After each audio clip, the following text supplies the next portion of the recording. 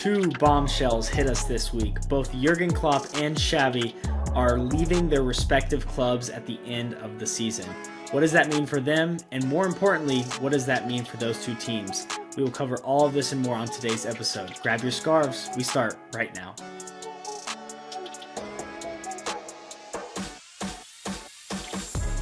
Welcome into the supporter section. I am Brandon Pasek, and this is episode 84 of the supporter section podcast. Before we get started, make sure you drop a like for us and subscribe if you have not already.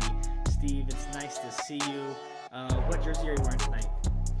Oh yes, this is, I believe it's the 2017, 18, around that area. El Tree national team jersey. My dad brought this back from a business trip in Monterrey. He got to see that Monterrey Stadium, aka the most overhyped, talked about stadium, probably arguably in the Americas. You always see that picture of, imagine having a football match here. If you're a soccer fan and you get like targeted ads from Instagram and TikTok, you know what I'm talking about. But it's a beautiful stadium. Anyways, so I love this jersey, honestly. I love the three stripes. It's so simple. It's white, it's clean, it's looking good, it's feeling good. And what about you, Brandon? What you wearing? I love that. I've worn this before. This is the long sleeve Germany away kit for the Qatar World Cup. We got this, I think Cole might have got it for me. You got it for me last Christmas?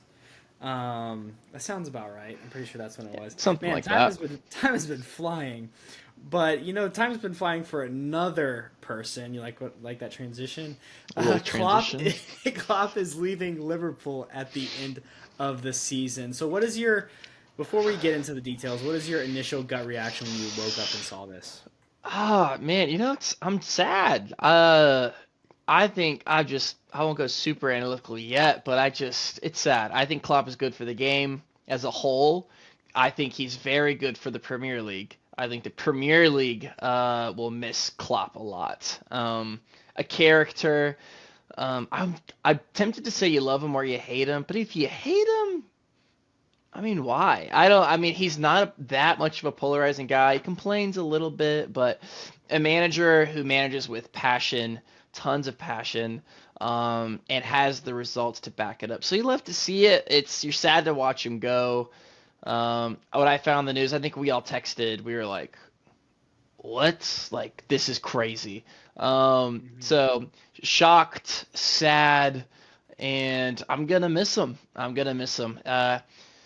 this is coming from a Tottenham fan. He took the Champions League away from me, right? But he's just, you gotta respect him. So sad to see him go. He's a great for sure. Yeah, no, he is great, and his announcement was accompanied by a 25-minute interview, which I highly recommend watching if you're interested in this at all. During which he outlined his reasons for leaving. Quote, "My energy source is not endless." It was one of the big quotes that was pulled from that interview. Basically just saying like his well-being has taken a major toll, which we hear a lot in this professional game. Xavi, which we'll talk about later, had a similar quote. Klopp is not going to be appointing the successor like Alex Ferguson did with David Moyes, which is probably a good idea. He also insisted that he would not reconsider coming back to the club, even if the team won their version of a quadruple this year. They're still in 4 major competitions. Talking about all the potential successes this season, Klopp said, "I want to win everything this season, and it wouldn't change my mind. If we don't win anything, it wouldn't change my mind. It's a decision I made independent of any kind of results. A big one is the potential of the team." And I really like this part. I really see it is a good basis, not more. We are not better than other teams or whatever, but having a good basis to work with, and that's really important. And this is the bolded quote here. "That's why it's a good moment to give it to someone else." So seemingly he's seeing this as a transition moment. And honestly, we can talk about that. Let's pause and talk about that. Do you think he's right when he says that? Like, that this is a transition moment because we sort of talked about Liverpool coming into the season in this weird, they didn't have a great year last year with all the injuries. They sort of reshaped their midfield, which has done wonders for them, obviously leading the Premier League this year. But they do have a crop of young players coming back through. Salah seems like this was probably going to be his last season as well. Van Dijk's getting a little old. It seems like there is this natural transition, but I really wasn't thinking about that until I gave it some more thought, if that makes sense. Yeah, I mean, here's the thing with Liverpool. I think they're one of the most sustainable clubs that are run, really, that have this perfect balance of you have high profile transfer signings like give you an Allison, right? Or a Salah that are like play now, like results now, Virgil van Dijk or something like that. But then you have these signings like the Gakpos that are, hey, like young, like high potential. We expect a lot out of you, but no one was expecting Salah numbers or even 10 goals really out of him after he first signed for Liverpool. It's like, hey, this is an exciting guy that we could see being. So then you staggered these moves out to where you have the Salahs that are holding a talisman, the Firminos, right? And you get to a point where you see these players healthily move on, and then ideally by that time you have, hey, Darwin Nunez, like, maybe the start of next year, like, I want 15 goals out of you, where he's had 2 seasons to acclimate to the Premier League, to the team, to the system, to the DNA.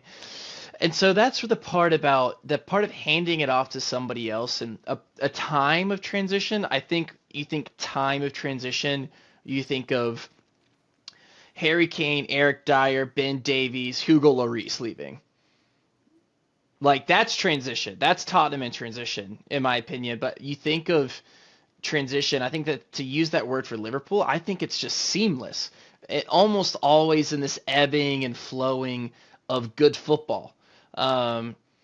Which that's a good time to always have a manager come in. It's not going to be a jarring stop and go like we've seen, to your point about Sir Alex Ferguson. Like, I think obviously we're still talking about Sir Alex Ferguson leaving Manchester United when this has happened. What was that, like 10 years, like how many years ago that was? So a lot of words there, but it's so difficult to lump Liverpool into this, like, oh, it's, Ronaldo's leaving and all these people are leaving Real Madrid, getting a new coach, or they're going to be bad for a little bit. Like, Liverpool's top of the league right now in 4 competitions.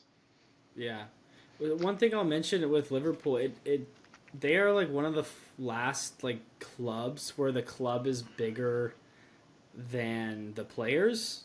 Like, it just seems like there's a different feel around Liverpool.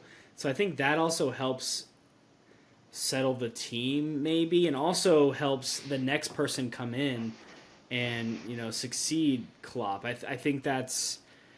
I don't think any Liverpool fans are thinking like, oh, we need this other like messianic character to come in and like save our club. They're in an amazing place. Obviously, they need someone who can use these players with, like, let's assume Salah's going out, who can use these players and their talents and maybe adjust them slightly, but keep that intensity, keep that Liverpool character in there. And man, I just think they're really set up. Any other thoughts?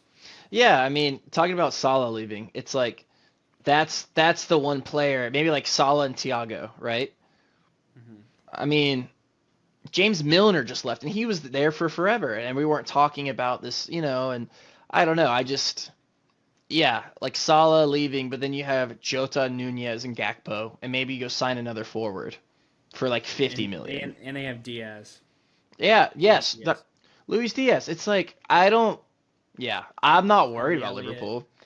Yeah, I'm not worried about Liverpool. I don't think Liverpool fans should be worried about Liverpool. You even saw real quick, Van Dijk had his comments come out, and then he backwalked it immediately when just a hint of ego kind of got out there of, oh, well, I don't know what I'm gonna do in regards to your your point about the club being bigger than the players. Everybody, the media, everyone's like, what? And then he's like, oh no, like I like almost like have like a little like lapse or something. I don't know what he was thinking in the initial interview, but he walked it back like immediately because Mhm. that's just the culture of Liverpool.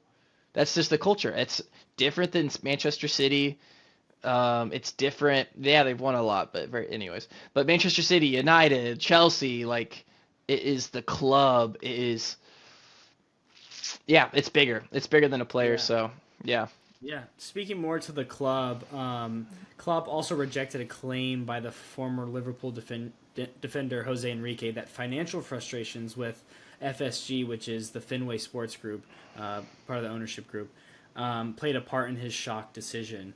He said, "quote It has nothing to do with FSG. It would be so easy in this job just to blame the owners and say we would have won more if FSG had spent more. Was I always happy? No." But we built two stands at Anfield, which will stay forever. We built this training ground, which will stay for the next 30 to 40 years. We did everything properly. We did it the Liverpool way. And that's exactly basically what we were saying. They have this great system in place of, I mean, finding players, buying and selling. It just seems like there's a really good harmony and balance to everything. And I know a lot of clubs are probably jealous of that. Aston Villa's in a good place right now, but I think with the FFP restrictions coming down on all these teams, we're gonna have to start running our clubs like Liverpool do and not like how Manchester City do. Klopp, I'll sort of wrap it up here. Klopp said, realizing how good this team can be gave me a lot of joy. In this moment, I love each minute. It's just the stuff you have to do next, the planning, the transfer window, planning preseason. All these things you need to be spot on, and I did it so often. I had 6 press conferences a week for 9 years. I can't wait for a moment when I don't have to do that. He would, finishing up here, he said he would not manage a club or country for a year after leaving and ruled out returning to England in the future. Basically saying he will never coach another Premier League club just because his affinity for Liverpool. He hopes the best memories are still to come at Liverpool, who, we'll talk about this later, reached the Carabao Cup final and currently lead the Premier League title race. Steve, can you give me some history about Jurgen Klopp's run at Liverpool? He's not leaving yet. It's at the end of the season, and I'm sure we'll yeah. talk about it when we get there. But give us a little update on all that. Yeah, I mean, you look back at Klopp, right? It arrived in Liverpool in October of 2015, and finished eighth in his first year. And he has a kind of like a famous quote that's kind of been circulating around, like, give us time. Like, give us time. Give me time, you know? And, coming over from Dortmund, I mean, eighth place in the Premier League, not a good finish for Liverpool at the time, but that would be the lowest that they would ever finish again under his tenure.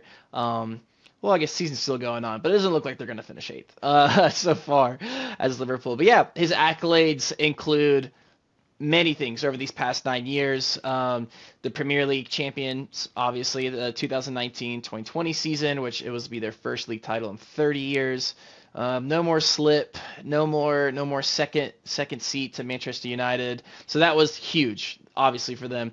Going on FA Cup 2021-2022 season, they did the double that year and also bagged the EFL Cup. FA Community Shield 2022, the Champions League, UEFA Champions League against Tottenham in the 2018-2019 season, the UEFA Super Cup in 2019, another trophy to put in the bag, and the FIFA Club World Cup in 2019 as well.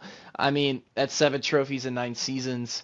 Or in 9 years, and this season is not over yet. So, we're talking about the point of maybe a quadruple, maybe 11 trophies in 9 years. Yeah. That's insane. That's absolutely insane. And just to do it the way he did it, I mean, that's I wish we had a Liverpool fan on here right now, like a Stuart Atkins, a Bodie, Aaron, or who else? The Liverpool fans we know. But We do have a anyways, lot of Liverpool fans, don't we? yeah, Luke. Luke Um, Carter. yeah, and like you didn't even list the fact that they got to another Champions League final that they lost against Real Madrid. Like they've been Carius, in and oof. amongst it, and well, they've lost two now to Real Madrid, right? Because they lost, was it 2 years ago? Yeah. Yeah, Um, so when Benzema had that amazing year.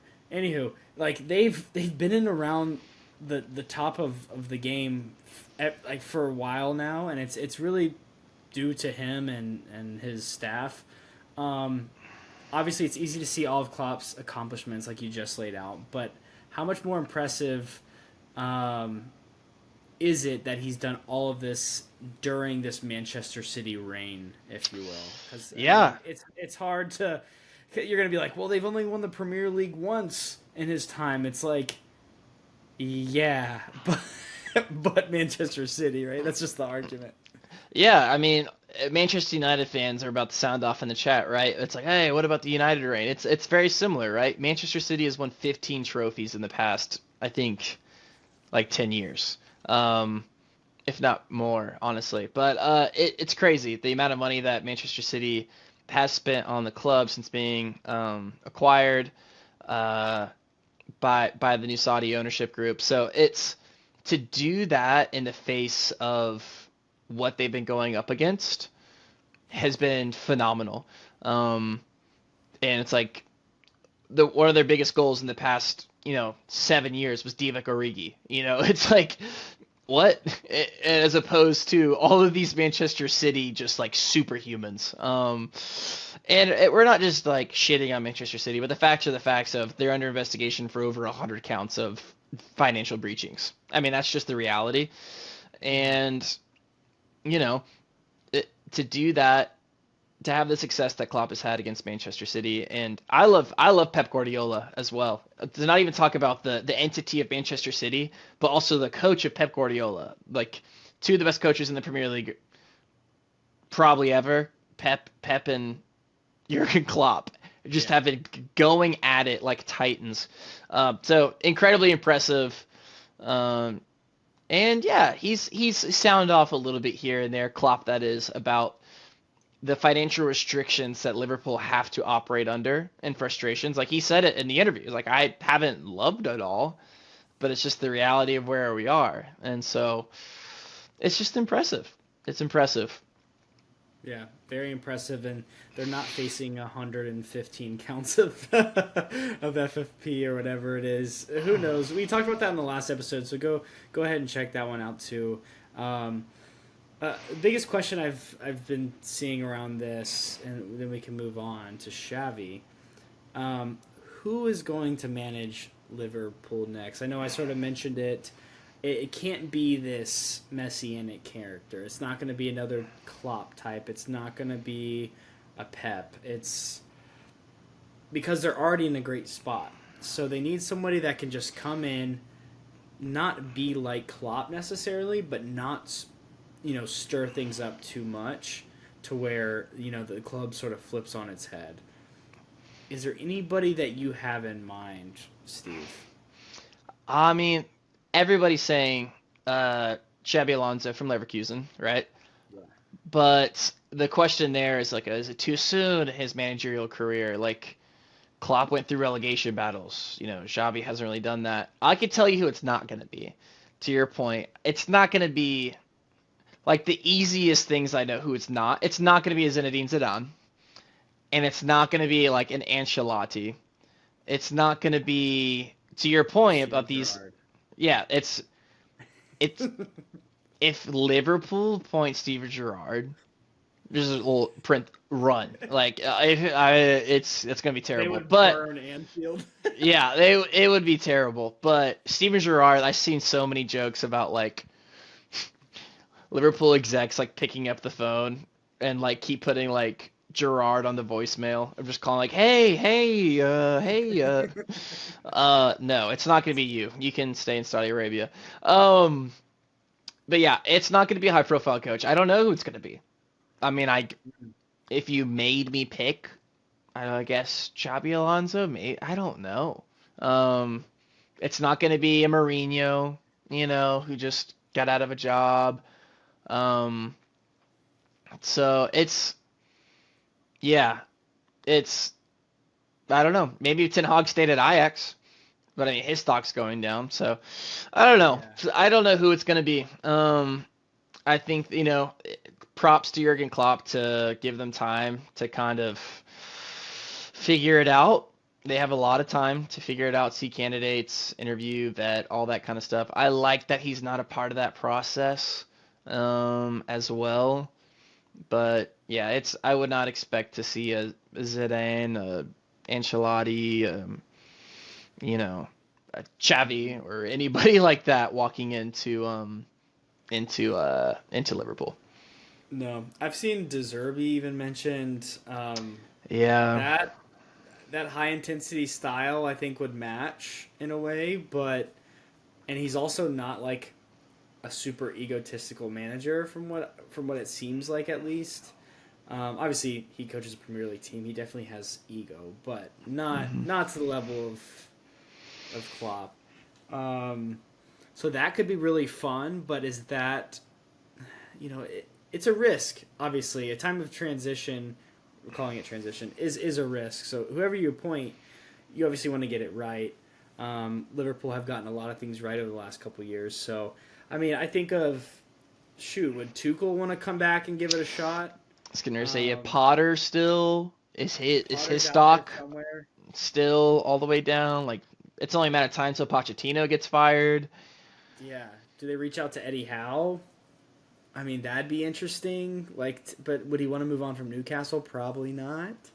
Yeah. Um, if anything, he might go take the England job. But even then, why would you want to go coach England when you're just took over like the Saudis took over Newcastle? So, I I don't know who's going to be the next manager, but they'll figure it out. And Liverpool fans, let us know how you're feeling. Who do you want next?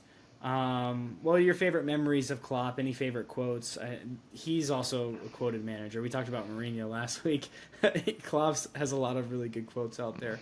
Yeah. But we'll move on to Xavi. Xavi is leaving Barcelona at the end of the season. Speaking after the team's 5-3 home defeat to Villarreal this past weekend, Xavi said that he will depart on June 30th following the conclusion of the La Liga season. Quote, I think the situation needs to change course. I cannot allow the current situation. Which, okay. Obviously. He had some other quotes that I don't think I have in here. But basically, claiming about like his mental health. He's been attacked by the media, all of these things. He said the decision was made a few days ago. Judging on this result, which is the 5-3 loss, I believe it's the right moment to say this. Um, Catching you up if you don't follow La Liga, which it's not my strong suit either. I would expect Steve to know a little bit more about La Liga than I do. But they currently sit in third place and are 10 points behind league leaders Real Madrid. Um, they were also defeated by Real Madrid in the final of the Spanish Super Cup earlier this month. And they lost to Athletic Bilbao in the Copa del Rey quarters. Um, let's see. Xavi's actually had some success last year. He brought the La Liga title to Barcelona in his first full season in charge, and had signed a 2-year contract extension after that. Barcelona is currently still in the Champions League, where they're set to face the Italian side Napoli in the round of 16 next month. But yeah, I'll end this quote and I'll get your thoughts. He said, the club needs a change of dynamic. Thinking about the club and the players, they play under far too much pressure. It's best if I leave. I will always give my best with what I have left. I still believe we can compete and have a great season. Um, you, we, we've been talking about Barcelona a lot over the past couple years at this point with all the levers being pulled and all of these things. Um, and Xavi, getting berated by the media supposedly and it taking this much of a hit on him. And he's had quick success there. Especially he's only managed Al Sadd. I think it's a team in Qatar or something before Barcelona. He's done a pretty good job, all things considered. Um, so what are your thoughts about this whole thing? Yeah, I mean, he didn't really go into much detail. I remember about just like I wouldn't be surprised if he was like, hey, like the front out, like kind of criticizing how the club was run, because you're looking at Lewandowski as your number nine. How much longer can that go? Um, Not to mention all these other financial restrictions that you're under. Um, it and he won the league last year. I think now he's thinking. I mean, it's not a bad time if you're selfishly thinking about your future coaching career. I came into Barcelona under my first full season. I won the league, and then my second full season, finished top four, maybe made it to the quarterfinals of Champions League. I mean, I don't know. Let's see how far they go. But if I were a manager out in the world and even heard about this news, I'm not like licking my lips getting ready to go into Barcelona. That is not an appetizing job for me. Um, but yeah, back to the point about him talking about the media. It's not an easy job, right? It's not an easy job being manager. Um, that honestly, I think about leagues and the media, and I don't even think Premier League's media is that crazy in regards to the way they treat players and coaches.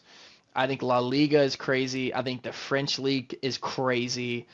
Just the pressure that maybe Xavi's speaking to of that these players are under.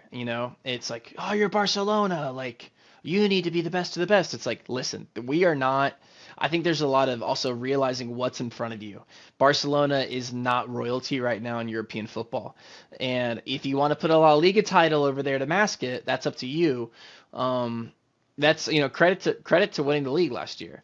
Um, but yeah, I don't blame him. It's time to maybe get out. It's a great kind of 2 years he put in. I cannot imagine the financial stresses, the all of Barcelona's one of the biggest clubs in the world, right? Top four club in the world. The pressure that comes with that. To your point, he's not managed like not even anywhere close to this level. Not even in He's Europe's only played top at the level. not even Europe's top five leagues. You hear right after us talking about Klopp, all the pressures, the scouting, the signings, the doing press conferences. Xavi's just probably. I would be surprised if he's so overwhelmed. This is the first big job he's had. It's the first. Not he skipped. He went from super small. He skipped medium big, like kind of big market team to straight to Barcelona, to where a ton of media have false expectations, fans have false expectations, the ownership has false expectations and realizations of where the club is even at. So, I mean, kudos to him for even coming in the first full season and winning the league. And this is going to be Barcelona's struggle, not to go in it too much, but this is going to be Barcelona's struggle to get a high-profile manager, which he wasn't even in the first place. Played for the club. Obviously, there's that appeal to come in. That's what they needed during the time, and I think it was a great move by Barcelona. And you're trying to keep him if you're Barcelona and try to fix some issues before you get the next manager to come in. It doesn't seem like they're going to be able to do that. I don't blame them for that extension. It's a good move. Yeah, can I But talk about that? Because I think when he first got hired, that's sort of what we were thinking. Like, whoa, he's coming from Al Sadd. This is not going to work. He won the league, and they extended his contract. 'Cause I think it might have been up or it was coming up, whatever. And now all those expectations of, oh, we thought this was going to be a 2-year manager. Now we're thinking about 4-year manager, and what can that mean for Barcelona? We're expecting him to get us back to this greatness and whatever. And I think, they're in a decent spot as far as playing goes, but it's Barcelona, and we're going to talk about it. Barcelona is in a very hard place all around. So we can stop talking about Xavi, but do you think he'll manage again? And like, where do you think he would go? no idea. I mean, I Yeah. think he looks for maybe that mid-table team, a mid-table team in the top five leagues of Europe. Maybe not the Premier League. Maybe like a Germany, um, I think of Germany. I think of maybe in Italy. Um, Yeah. They're I pretty mean, key. yeah, yeah. It's Yeah. it's it's tricky, right? But I think he needs to go into a stable club, uh, a very stable club. I mean, look at Alonso. Alonso at Leverkusen. That's just such a great club. It's a club that has history in winning and where he's able to grow as a manager. And then, yeah, sure, this Liverpool job's open, but it's like I like this, and I think that's maybe what Javi Hernandez is looking for maybe next. Um, this where can I grow without the fans, the media, and obviously Leverkusen is a huge club as well, but maybe like a Frankfurt or Mönchengladbach or um, maybe a Roma, I don't know. Like a club like that size, that is big. Um, but not a Real Madrid, not a look at Bayern Munich how they've been cranking through managers. I mean, it's just the way the game goes. But I don't know. I think he's looking for something stable. I definitely think he'll manage again, hopefully in Europe's top five leagues, and he can grow. And he's got Barcelona La Liga champion on his on his resume, so Yeah. that's something that clubs are going to be attracted to. Yeah, I think there's a lot of clubs out there that would take a punt on him. I think he showed enough. I mean, he did have some of the best players in the world, but I think he showed enough in his 2 years or so at Barcelona to go again somewhere else. We'll see when that happens or if that happens. Um, More to Barcelona, has this job become a poison chalice? And is this really, I mean, I think we're past the beginning, but the beginning of the end for Barcelona as this massive powerhouse, as far as it goes with uh, like footballing terms, not necessarily like world clout. Do you recognize this logo? But like, you know what I mean? Like on the field football, like it, who's gonna want this job? And I don't know. I just think I literally think this is that we're starting to see it collapse. It has some similarities with Manchester United, right? The big non-similarities are like Barcelona is in financial like co- Ruin. collapse and ruin. That's United has financial problems absolutely, but nowhere near Barcelona. But so that being aside, it's similar, right? It's if you're a manager, if you're a Ten Hag at Ajax, right? It's like Barcelona. It's you know European royalty. It's Barcelona. Uh, you got Pedri and Lewandowski and all these players, and I. But it's almost like I don't know what Barcelona is, honestly. I don't know how good they are. We're talking about they're still in the Champions League. They won the league last year.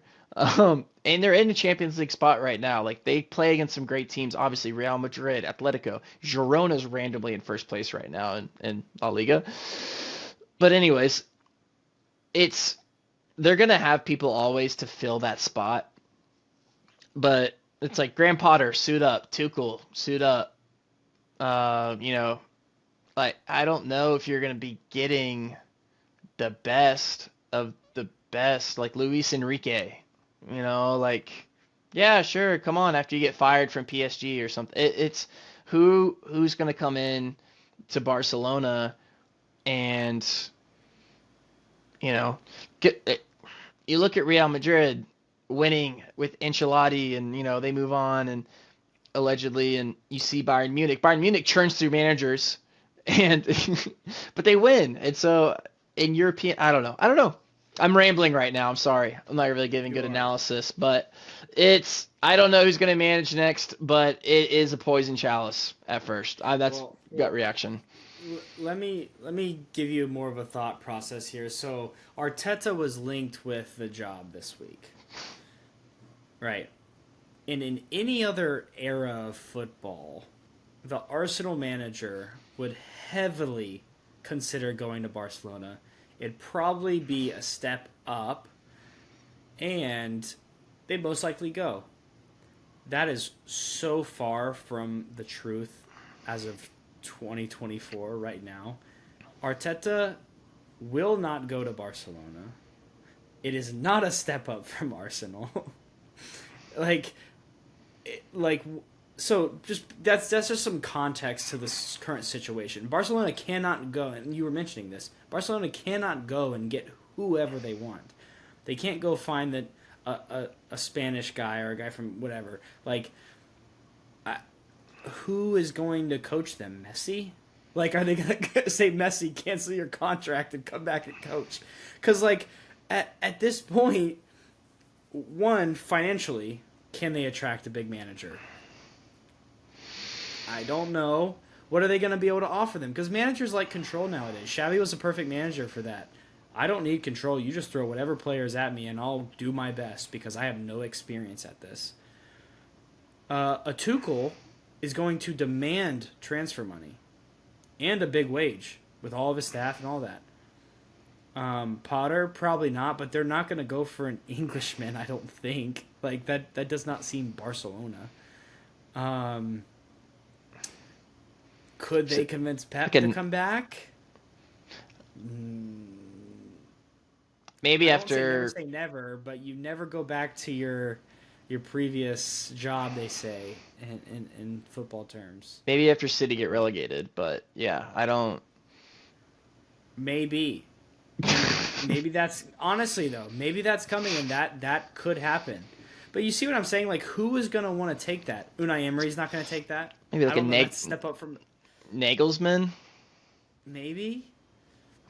Yeah, it. I don't know. They should go get Mourinho. God, that'd be crazy. That'd be nuts. Yeah. No, apologies for the rambling earlier because I totally was, but that's what Barcelona bring out of me. It's this uncertainty, it's this all over the wall way that they've run their club. Yeah. And there is no thought process of how to move forward. It's time to strip it down. I want to see what Barcelona is under the mask of the starting 11 that they have right now. I'm so curious in the next 5-10 years what will come to be. It's a mystery. I think it is a mystery. They started pointing to it with a couple of their moves of like bringing in a lot of youth talent and bring kids through their academy. That's gonna be how they're gonna have to probably operate and sell those players for a lot of money. So I don't know, but I think that's probably the direction they're heading. Let's move on to the Carabao Cup final. Do you want to get into some of this? Ah, yes, the Carabao Cup, England's coveted league trophy. Before going into some recent history and some score lines as we prep for the Liverpool-Chelsea matchup, this cup means a lot to you and I. Does it? It does. It does. Very much so. On the positive side, for Aston Villa, this cup competition was founded in 1961, and Aston Villa were actually the very first winners of the competition, beating Rotherham United back in 1961. Amazing. Fantastic. Come on, you villains. Just a massive club. Every night. Champions of Europe? No. Champions of the Carabao Cup. You'll never say that. Tottenham, on the flip side of things, my club, this is the last trophy that they won in 2008, which was 15 years ago. I was 11. So yeah, it was in middle school the last time Tottenham won a trophy. And it was the Carabao Cup. I was not supporting Tottenham at that time, obviously.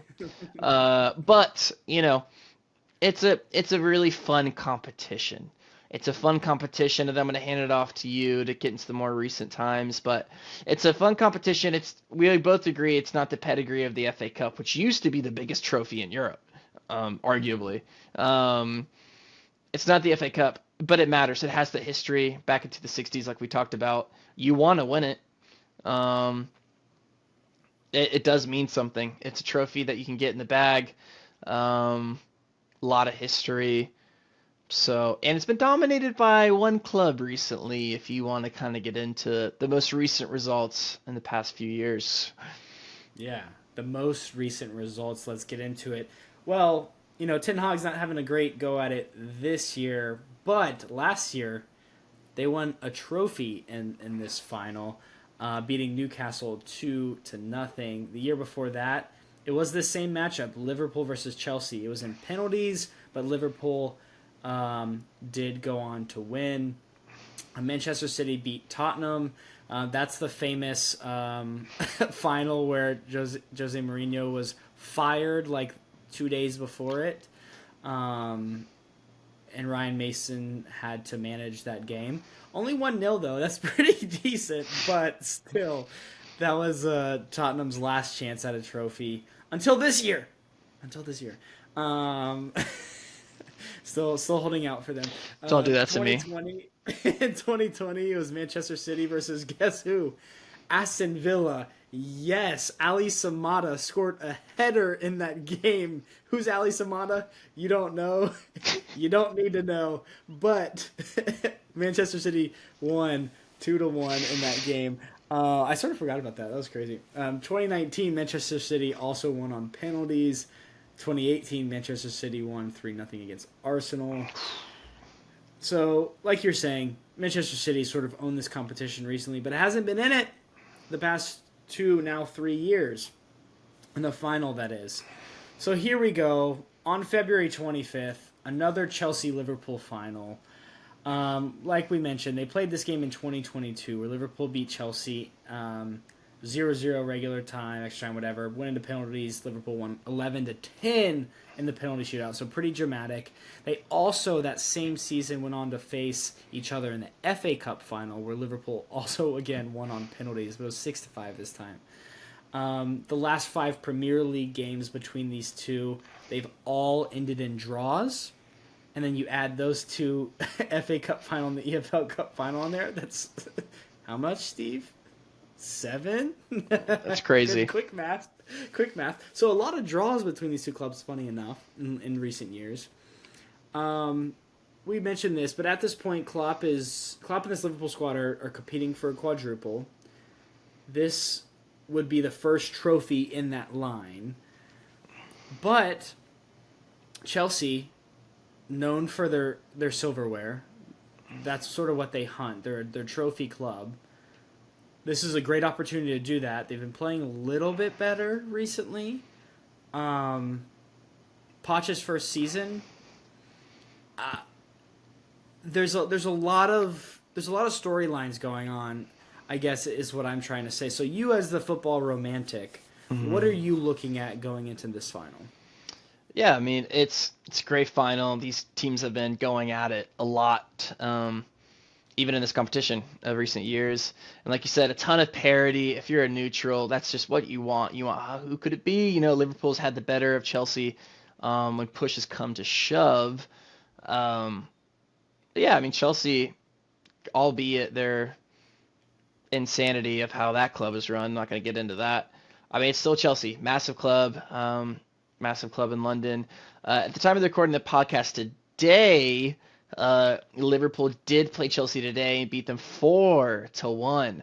So, and all that background, kind of a shocking result that we saw in league play today as Liverpool really dismantled Chelsea, which brings me to, I mean, is Klopp gonna do it? Is Klopp gonna, at least by the end of his last season, win a trophy? I mean, this is huge. I mean, he could win a trophy in his last year. Great. And then you start. This is where kind of that dream starts of the quadruple, maybe a 3-trophy season. So, yeah, I mean, my money's on Liverpool. Klopp's last season managing. More experience than, Pochettino and winning. Better team. So that's what I'm thinking. I think it's going to be a great match, though. I don't think it'll be a 4-1 result. I don't think Liverpool will go out there. I mean, they very well could. But I don't think they'll go out there and play them off the pitch. I think cup finals are drastically different than league play. That's also something to always remember. So I can't wait. It's going to be great. I hate Chelsea, so obviously rooting for Liverpool. But What about you, Brandon? Yeah, What are you thinking going into this one? I think it's a good opportunity for Chelsea and maybe even for for Poch to potentially keep his job come the end of the season. Um, so it's there is more pressure on Chelsea to get a result than there is Liverpool, I think. Yeah. Um, but like you said, I'll be a romantic for a second. Um, Klopp will win a trophy of at least one this year. I mean, I'll even say at least two. Like he will win two trophies this year. Um, this will be one of them. I mean, the way they played Chelsea today, if they even play like half of that, they'll still beat them.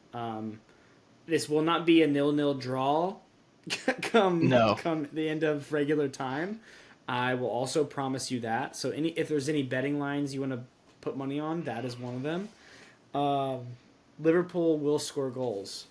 But like we know, Liverpool's defense isn't as tight as they have been in past years. So Chelsea, with Sterling and whatnot, they can get things going too. So I think it'll be a fun final as it has been the past two finals they've matched up. But I do think Liverpool will take it. Um, any other thoughts on this one? Yeah, just you mentioned about Poch saving his job. This is a Yeah. fantastic save your job trophy to win as a manager. Yes. Fantastic trophy to win. Um, you know, the FA Cup too, but like when Arteta was under fire, he won the FA Cup, different competition. But I even think last year talking about Ten Hag, like, hey, finished finished top four and won the Carabao Cup. That's a good year. And so Mm-hmm. it's a mark of achievement when a team like Chelsea sit or they sit in the table out of the top five, six, nine even where they are right now. I don't even know where I the think they're life stand. 10th. 10th now. Good lord. So yeah, to your point, way more pressure onto Chelsea. It's almost if you win this cup, it's like, hey, we finished 10th, won a trophy. T- Tottenham didn't win a trophy. What is top four good for if you don't, why do you play the game if you don't win trophies? That's a mentality, mindset, which you can't necessarily fault. Tottenham's finished in the top four a lot recently in the past 10 years. Nothing to show for it.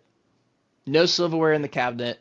That's the conversation. So I thought you brought up a good point about saving your job because, I mean, that's it. I mean, you play the game to win trophies. Um, so an opportunity for Pochettino. So Yeah, and I think it's a big opportunity.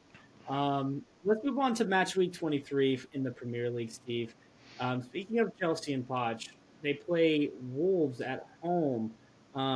Wolves have won the last two meetings between these clubs, but since 2018, it's been a pretty fair layout of results. Wolves have won four, Chelsea have won three, and there have been four draws. So not really sure what could happen in this one, but Chelsea currently sit 10th.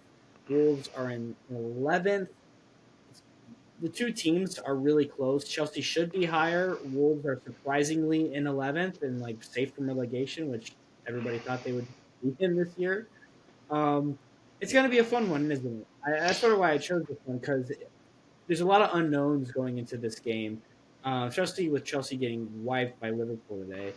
Um, are you edging towards any one of these teams? I think Wolves have a really good shot.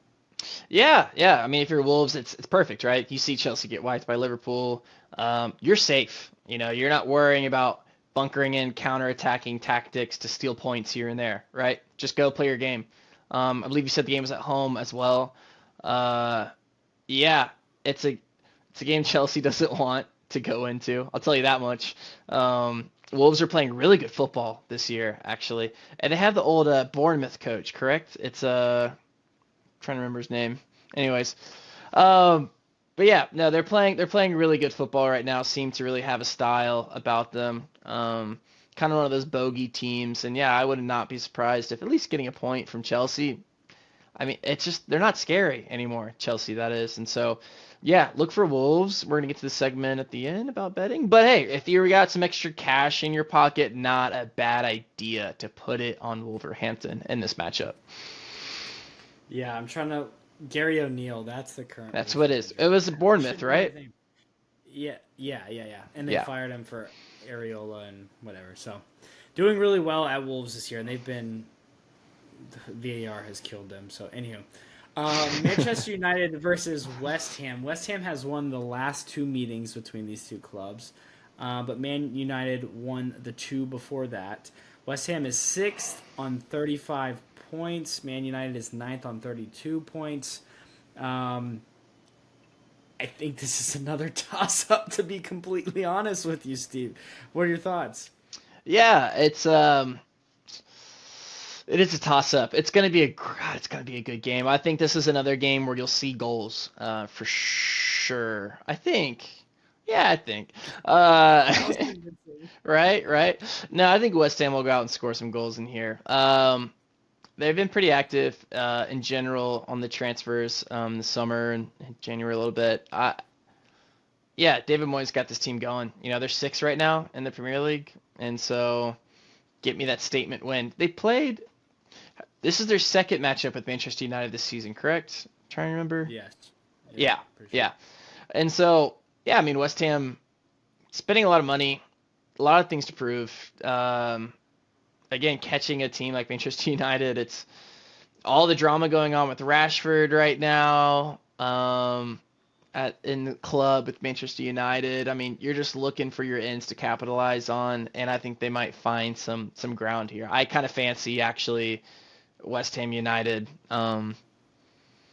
going going to Manchester and walking away with 3 points, which would historically you think about which it would be insane. It would be insane if that happened, and it would be kind of. I mean, Manchester United's already in panic mode, but a little bit of panic mode for Manchester United, which I'd love to see. Yeah. I mean, I completely agree with you. I think I'm leaning towards West Ham in this game. Um, I don't think it'll be a goal fest. I think it'll be a 1-0. Um, but, my spidey senses are wrong sometimes. So we'll see. Yeah, we'll see. We'll We'll see. see. I think Kudus is a baller of a player, and He he's been is, having dude. an insane season. Jared Bowen can pop up at any time. Like they have some really good things going for them right now. So West Ham, I think they'll probably win that game, which is crazy to say with Manchester United being at home. But that'll be a good one. And then the best one of the week, I think probably by far, is Arsenal versus Liverpool. Liverpool did just beat Arsenal in the FA Cup 2-0, but their previous two matchups were draws. Since 2020, Liverpool have won four. There have been two draws, and Arsenal have won two, so Liverpool edged there. In the matchup of first versus second, Steve, does either of these teams hold an upper hand over one another? Yeah, I mean, the first thing you look at when you talk about upper hand, Arsenal is at home. I do think if it was at Anfield, I think every game at Anfield for the rest of the season is going to be that of no other. Yeah. Um, it'll like there'll be an atmosphere after they sing the song. You know what I mean? Hmm. Um, Yeah. but no, I think it's gonna be a good game, right? I mean, if Arsenal lose this game, you can start to kiss. Maybe I'm a little premature in saying this, but you can start kissing the your dreams of the title goodbye, which if they're not already gone. Um, but hey, huge statement win opportunity here for Arsenal to go out, beat Liverpool at home, get out of the noise, and go 49 points, 2 points behind Liverpool for the title. You're right back in it. This is one of those statement games, if you're Arteta, to I mean, everything can change after this game with the momentum behind the squad, the fans. So, hopefully, you don't see Arsenal play timid. Hopefully, you see them play their game. You know, get out there, attack. Don't look scared against Liverpool because they will kill you. They will kill you. So, I hope Arsenal goes out full attacking force, score some goals, um, Hmm. and hopefully get a good game of football. But I think it does run the risk of Arsenal just trying to get a point and not lose this game versus Liverpool. Yeah, so I don't think if they lose, if Arsenal lose, that is, I don't think they're out of the race because we've seen this year everybody's beating everybody, which is amazing. That's the best part. That's why Tottenham are still in the race. That's why Villa are still in the race because all these teams can beat each other, and it's really amazing to see. I don't think it'll beat last season's amazing moments, but there's still moments to be had in this season. This is a big game though, as far as you're right, the momentum. Arsenal last year fell apart against Manchester City in that title race. They played them twice and got smacked around. They looked like scared dogs. Liverpool's not Manchester City, but knowing everything we just talked about earlier about Klopp, being the last season, the players are going to be playing to that extra level. This is going to be an extremely tough game, but it's at home. You have the crowd advantage. Your team, I don't know if it's overall better, but I'd say the teams are pretty balanced on paper. It's a great opportunity for Arsenal to go out there and say, no, we're in this race. We've learned from last year. We're not scared of Liverpool. We're not scared of Manchester City. We're going to go and get it. And, man, I hope it's not a boring draw, but and I hope it's like the Manchester City Liverpool games of the last couple of years, which have been absolutely amazing to watch. I don't know, Steve. If you had to choose one, a winner, or you could say it's going to be a draw if you want, but if you had to choose a winner, yeah, I mean, if I had to choose a winner, I'd go with Liverpool. I disagree. Yeah, their team seem balanced on. I don't know. Saka, I know he bagged a goal earlier in the week versus Nottingham Forest, but he has not performed to the level of expectation that I believe that a lot of fans had of him this year. This is a game for you to turn up in, Saka. And yeah, I mean, my money's on Liverpool. I do think they'll win, especially if Arsenal come out, which there's no reason to come out timid. You're playing at home in front of your fans. Go for it. So I think Arteta will go for it. And then that's when you're getting to in territory of having maybe a 4-goal total game going on, which everybody loves. Everybody loves. So if you're making me choose, I'll choose Liverpool. I do think it's going to be a draw, though. I think I'll take Arsenal in this one. Hopefully they can learn the lessons from last year and playing timid against Manchester City. It's going to be a great game, though.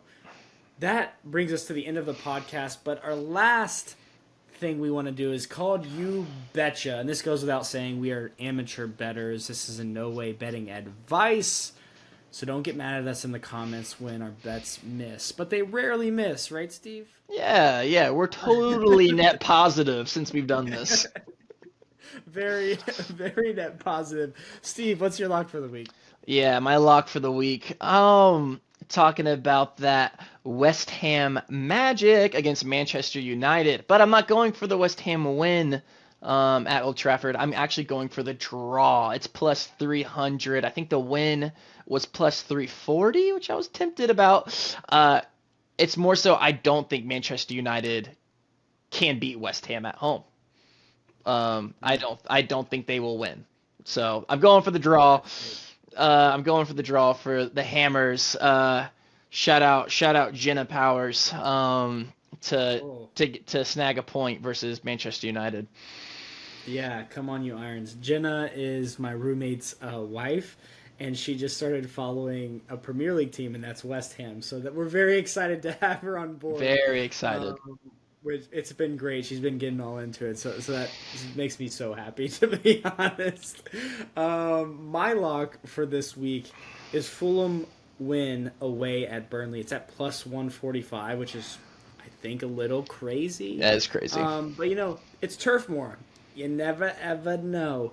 But this Burnley squad is not good, man. I think Fulham will go in there and take care of business. Probably a 2-1 win. That'd be my guess. But yeah, that's it for the Supporters Section podcast. We hope you enjoyed our time together today. If you made it this far, please leave a like and subscribe if you have not already. And guys, get into the comments. I want to hear what you have to say. We had a lot of views on our last video, so thank you for doing that. But get into the comments. We want to interact with you guys. Let us know your thoughts about Klopp, about Xavi, Barcelona, Liverpool, the games this weekend. Whatever it is, we would love to talk to you down there. So get on down there. I've been Brandon Patesnick. He's been Stephen Curl. Enjoy your week and weekend. We will see you in the next one. Peace.